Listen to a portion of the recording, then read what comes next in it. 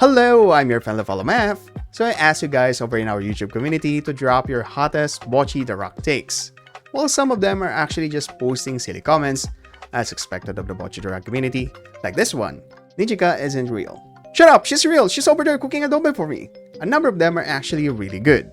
So if you want to share your hot takes, and make sure to subscribe to Odaka Defined and be on the lookout for our YouTube community post.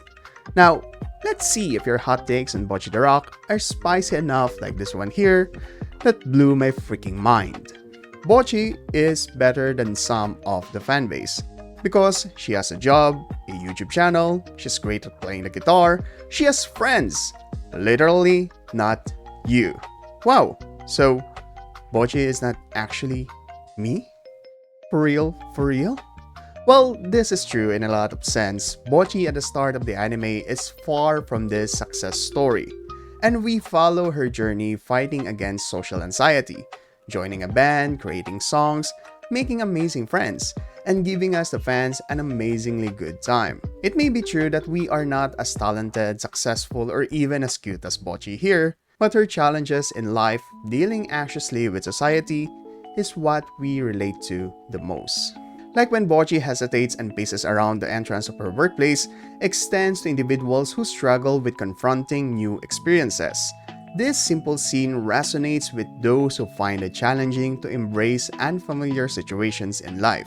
Or when Bocchi's imagination takes a wild turn, like transforming into Bocchizilla, because the thought of creating an Instagram account scares her. It resonates with many individuals who experience anxiety when scrolling through social media and constantly comes across success stories that put pressure on them. We may never become a successful rockstar like Bocchi, but her challenges in life are what makes her so relatable. We are Bocchi, for real, for real. Now, if you're an animator or just an enthusiast of the Sakuga, did you guys actually like the unique style of animation in Bocchi the Rock? Well, Chewy Joe said here he finds the use of alternate animation techniques interesting. Cloverworks did an absolute banger job in animating Bocchi. Other people might say that Cloverworks are just fooling around and memeing Bocchi, are just downright wrong. At the end of the day, Cloverworks is a respectable animation studio that produces anime for monetary reasons. No person there thought that, hey, you know what would be fun? Throwing millions of yen for posting in anime memes. Cloverworks trusted the source material, and that is the beautiful manga of Hamaji-sensei, and put their sweat and blood to deliver its humor in the most creative way. I mean, just look at Marshall, which is being adapted by A1 Pictures. Their storyboarding and animation do not suit the source material at all, and the jokes are not landing because of their terrible timing. The paneling, which made the manga of Marshall an awesome and funny read, is not translated well into the anime medium. But it doesn't mean that these panels cannot be translated well into anime, because Cloverworks did it with Bocchi the Rock, perfectly capturing Bocchi's imagination while dealing with her social anxiety. The alternate animation techniques used here fit so well. A lot of people seem to think that Bocchi is an introvert, and I get that a lot in the comment section saying that I don't like Bocchi because she's an introvert.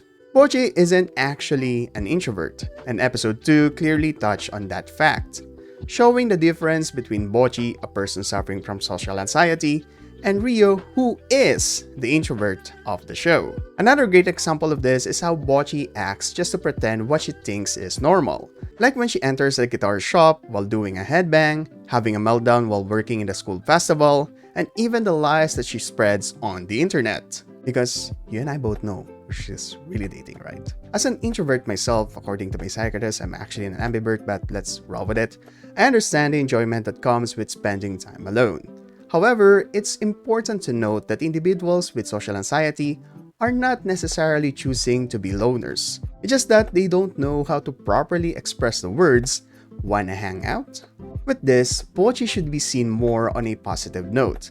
Just because she is suffering from social anxiety does not mean that she's doomed to fail, because we clearly see how her passion for Kessoku Band led to their success in 3 different instances. One valuable lesson we can learn from Bocchi is that despite our own self-doubts and low self-esteem, we all possess inherent skills and abilities that can be nurtured and developed into talents. Believing that our life lacks meaning because we have not yet found our ideal path can lead to a state of complacency, where we give up on actively pursuing our goals and settle for comfort and inaction, like heavily relating to an anime girl.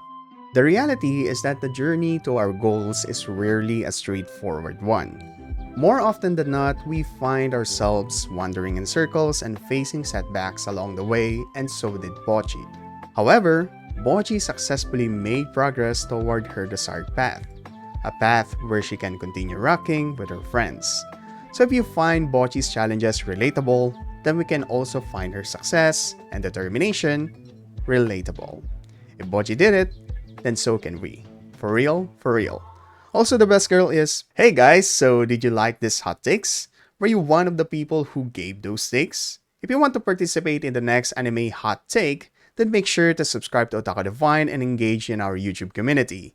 I really love reading your opinions on anime, and even in Oshinoko, where you guys repeatedly commented that the show is overrated when it's not. Check it out. I'm Math, and stay awesome, my dudes.